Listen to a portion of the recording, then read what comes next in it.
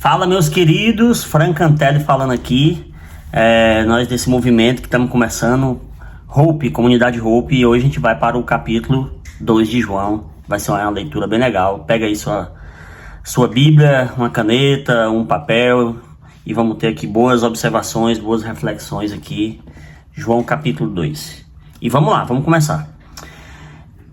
No capítulo 2 aqui de João, fala aqui sobre essa primeira porção, sobre Jesus transformar água em vinho. E é muito interessante essa parte. Então vamos lá. Verso 1.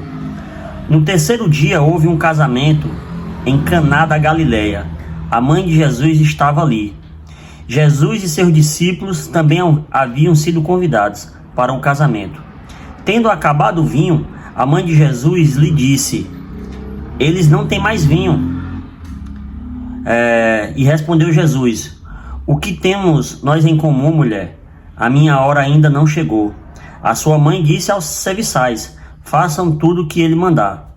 Vamos parar aqui e vamos refletir aqui, que aqui já tem várias coisas legais. No verso 2 a gente pode observar que eles estavam num casamento. E os casamentos lá, né, nos judeus, eram festas que duravam 7 dias. Então era 7 dias de festa, aquela festança toda, né? E eu não sei se acabou com 2 dias, com 3 ou 4 dias no meio da festa. A Bíblia diz aqui, né, mais ou menos, que acabou o vinho. Então, acabar o vinho numa festa de casamento, isso aí é uma desonra muito grande para a família. Então foi por isso que a mãe de Jesus disse para Jesus: eles não têm mais vinho. E é interessante que nessa hora aqui, Jesus dá uma resposta que a gente às vezes fica se questionando, né, como foi a forma dessa resposta. Mas aqui dá pra gente entender bem o diálogo, né? Jesus disse assim, a minha hora não chegou. A minha hora não chegou. Ou seja, o que Jesus estava dizendo aqui? Jesus, ele está nos dizendo aqui que, primeiro, que eu só vou obedecer à vontade do meu Pai. Jesus obedece à vontade do meu Pai. Então, assim, não chegou a hora. Foi isso que ele disse para a mãe dele. Só que no verso 5, Maria fala algo muito interessante aqui, que ela diz assim, e sua mãe disse aos serviçais: faça tudo que ele mandar. Por que ela continuou ainda, que Jesus deu essa resposta para ela e ela continuou? Primeira coisa, Maria tinha muita intimidade com Jesus. Maria se relacionava com Jesus. Maria sabia quem era Jesus. E ela confiava na bondade de Jesus. Olha que legal. Olha que forte isso aí, né? Primeiro nós temos Jesus dizendo assim, a minha hora não chegou e eu faço a vontade do meu Pai.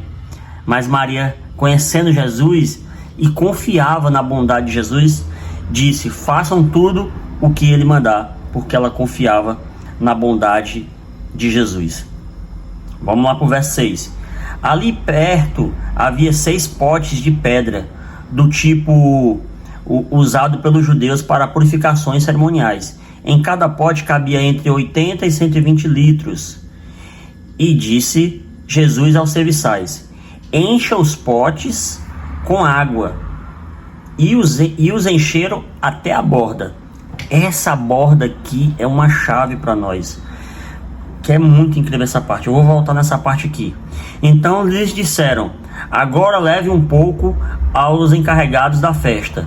E eles assim o fizeram. E o encarregado da festa provou a água que fora transformada em vinho, sem saber onde viera. E embora soubesse que os serviçais haviam tirado a água.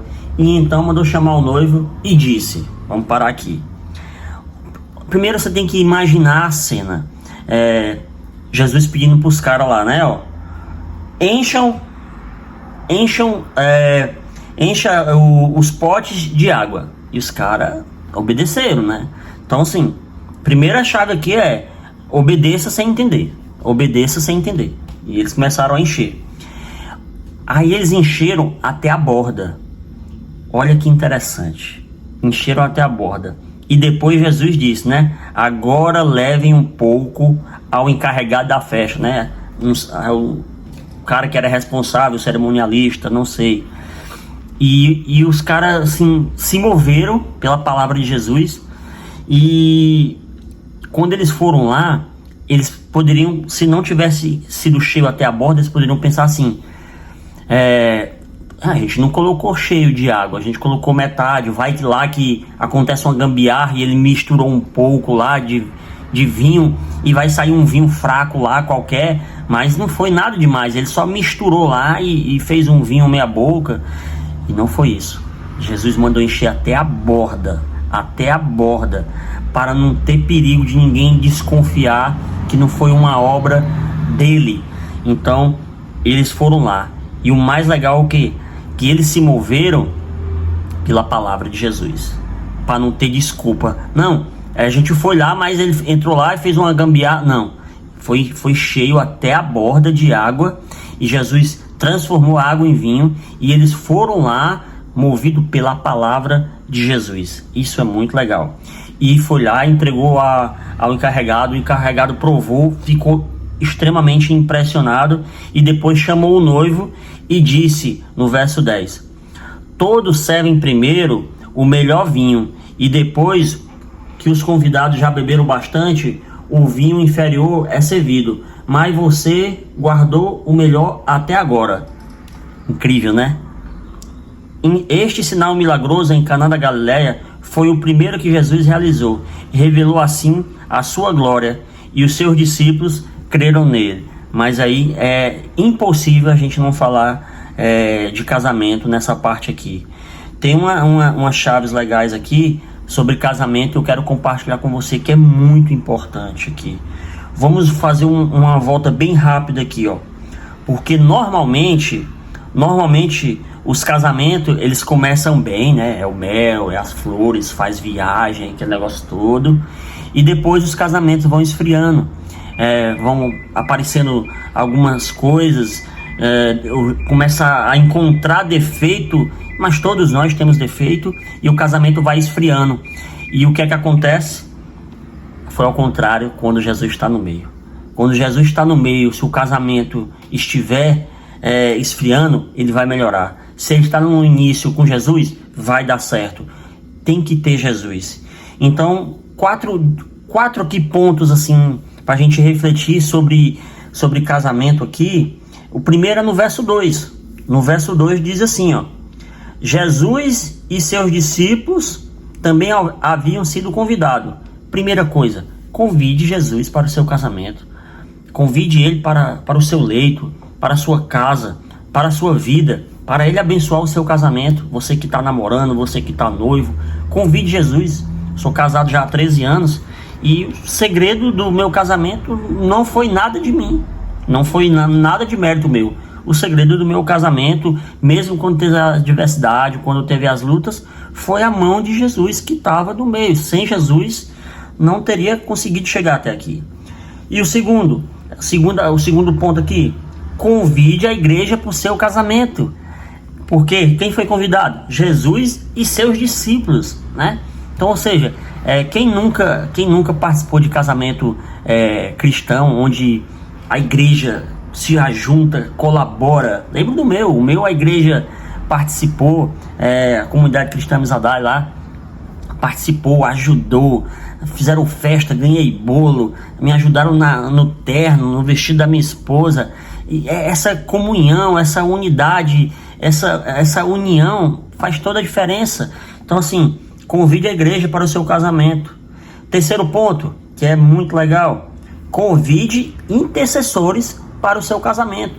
Tem pessoas que estão orando por você, além da sua família, e mais outras pessoas da comunidade, da igreja orando por você.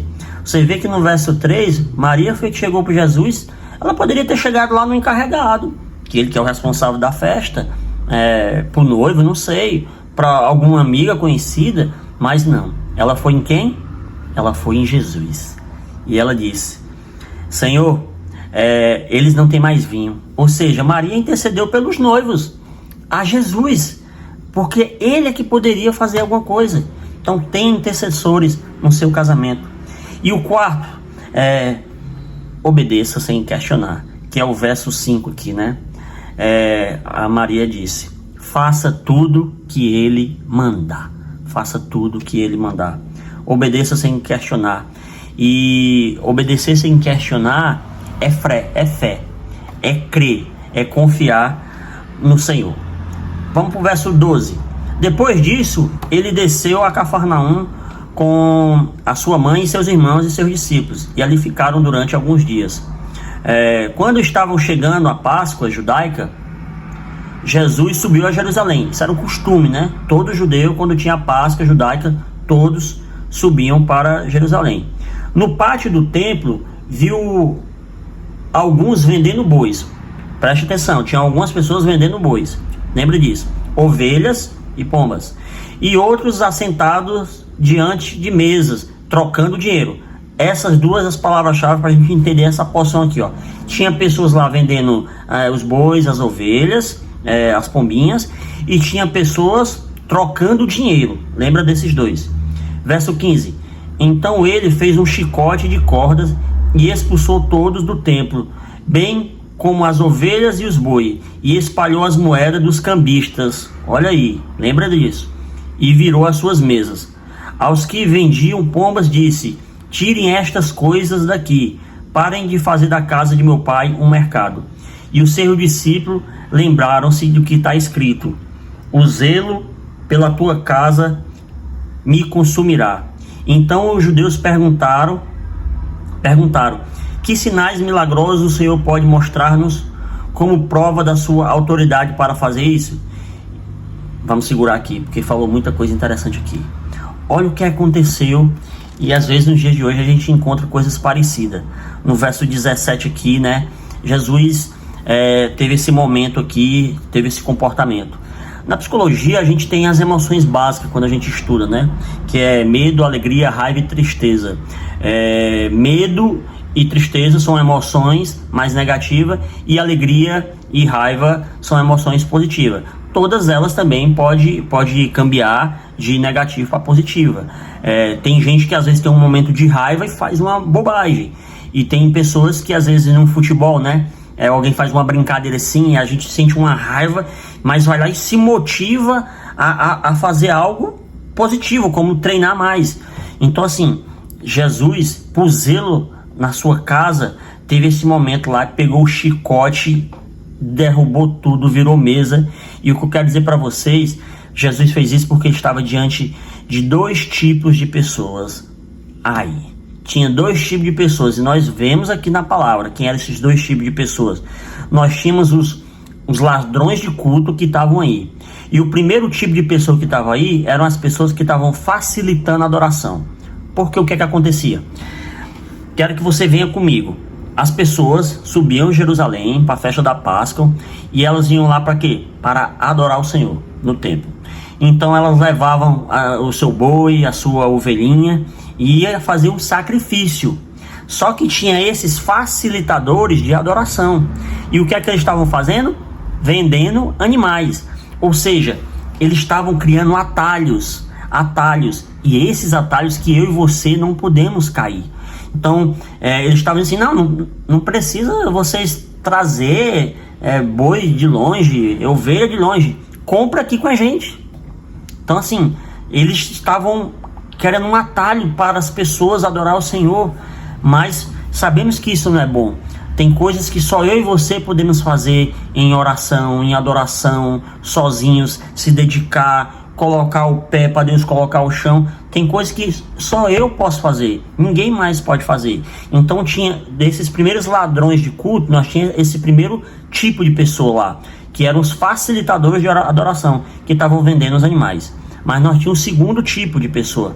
O segundo tipo de pessoas, que também no verso 17 diz que eram as pessoas que estavam dificultando a adoração. Quem era esse? Os cambistas. Então lá também tinha pessoas que faziam troca, né? Porque estava tendo essas vendas, essas coisas. Às vezes a pessoa precisava comprar um alimento, alguma coisa, e como eles estavam vindo de uma outra região, tinham que fazer um câmbio de moeda assim, só que eles estavam colocando juros exorbitantes. Então eles estavam dificultando a adoração. E Jesus, vendo isso, o zelo que ele tem pela casa dele, ele pega aquilo ali e sai derrubando tudo, quebrando tudo, e acontece o que aconteceu, e os judeus começaram a fazer perguntas ao Senhor, né, como a gente leu aqui no 18. E vamos aqui para o 19, qual foi a resposta de Jesus. E Jesus lhe respondeu: destruam este templo e eu levantarei em 3 dias. Você já sabe o que é que Jesus estava falando, né? Verso 20, os judeus responderam, os judeus não entenderam: este templo levou 46 anos para ser edificado. 46 anos para ser edificado. E o Senhor vai levantá-lo em 3 dias? Eles estavam dizendo: como é possível? Como você vai derrubar esse templo em 3 dias e vai levantar? Porque... Mas Jesus não estava falando disso, né? Mas o templo do qual ele estava falando era o seu corpo. Exatamente, né? Estava falando da sua crucificação, do tempo que ele ia passar lá e depois ia ressuscitar. Depois que ressuscitou dos mortos, os seus discípulos lembraram-se do que ele tinha dito e então creram nas escrituras e na palavra que Jesus dissera. Olha que legal, os caras lá oravam para o templo, eles se viravam toda vez para orar pelo templo, e Jesus disse: eu destruo esse templo e em 3 dias eu reconstruo. A partir de agora vocês não vão mais precisar de cimento, parede para se chegar a Deus, vocês vão se ligar a mim, ao Filho. Era isso que Jesus estava dizendo. Então estavam, verso 23, enquanto estavam em Jerusalém na festa da Páscoa, muitos viram os sinais milagrosos que eles estavam realizando e creram em seu nome. Mas Jesus não confiava a eles, pois conhecia a todos. Verso 25, não precisava que ninguém lhe desse testemunho a respeito do homem, pois ele bem sabia o que havia no homem, né? Jesus conhecia o coração das pessoas. Ou seja, Jesus falou da questão do templo para eles não entenderam. E os discípulos, depois da ressurreição, eles lembraram dessa palavra maravilhosa de Jesus. Então, eu e você, hoje nós temos acesso ao Pai por Jesus. A gente não precisa mais se virar para um local específico e orar. A gente não precisa estar num local específico para orar. Agora, nós temos acesso ao Pai diretamente com Jesus. Glória a Deus por isso. Tamo junto.